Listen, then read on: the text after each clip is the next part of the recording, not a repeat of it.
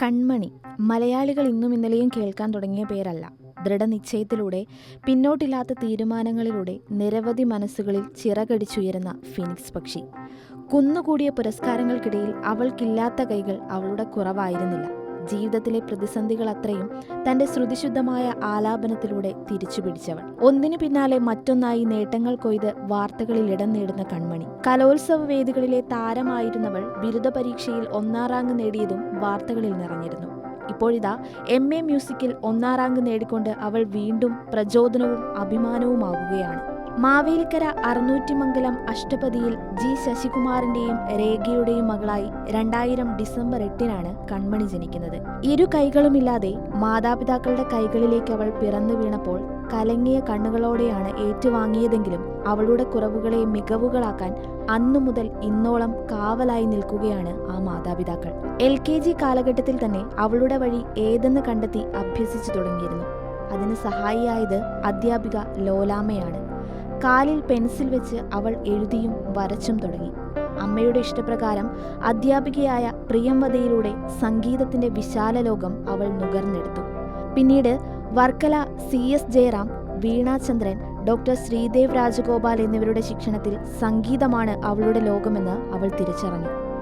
Kochalumoodu Srisai public സ്കൂളിലായിരുന്നു 4ാം class വരെ പഠനം. തുടർന്ന് താമരക്കുളം VVHSSൽ +2 വരെ പഠിച്ചു. യുവജനോത്സവ വേദികളിൽ അഷ്ടപതി, ശാസ്ത്രീയ സംഗീതം, കഥകളി സംഗീതം, സംസ്കൃത ഗാനാലാപനം, പദ്യം ചൊല്ലൽ, അക്ഷരശ്ലോകം, ചിത്രരചന തുടങ്ങിയവയിൽ കൺമണിയുടെ തിളക്കം ആരെയും അതിശയിപ്പിക്കുന്നത് തന്നെയായിരുന്നു. സ്വന്തം കാലുകൾ തന്നെയാണ് കൺമണിക്ക് കൈകൾ. 10ാം ക്ലാസ് മുതൽ പരീക്ഷയ്ക്ക് സഹായിയെ വെക്കാറില്ല.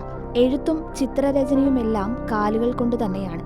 ഡിഗ്രി പരീക്ഷയും കൺമണി കാലുകൾ കൊണ്ടാണ് എഴുതിയത്. ഉടുപ്പിടുന്നതും മുടി കെട്ടുന്നതും ഒഴിച്ച് ബാക്കി എല്ലാ കാര്യങ്ങളും പരസഹായമില്ലാതെ തന്നെ കൺമണി ചെയ്യും.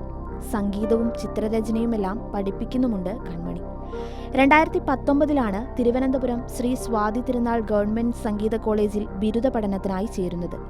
കാൽ വെച്ച് പരീക്ഷ എഴുതി സംഗീതത്തിൽ 1ാം റാങ്കോടെ ബിരുദം നേടി. 2022-ൽ MAക്ക് ചേർന്നു.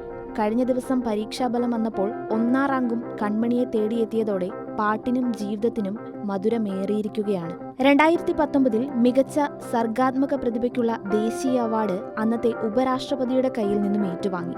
മുൻ രാഷ്ട്രപതി രാംനാഥ് കോവിന്ദ്, പ്രധാനമന്ത്രി നരേന്ദ്രമോദി, മറ്റു കേന്ദ്രമന്ത്രിമാർ ഉൾപ്പെട്ട സദസ്സിനു മുന്നിൽ പാടാനുള്ള ഭാഗ്യം ലഭിച്ച കൺമണി സ്വദേശത്തും വിദേശത്തുമായി ഒട്ടേറെ കച്ചേരികളും അവതരിപ്പിച്ചിട്ടുണ്ട്. സംഗീതമാണ് അവളുടെ ലോകം. കുട്ടിക്കാലം മുതൽ അവളുടെ ജീവിതവും സംഗീതത്തിനു വേണ്ടി മാത്രമായിരുന്നു.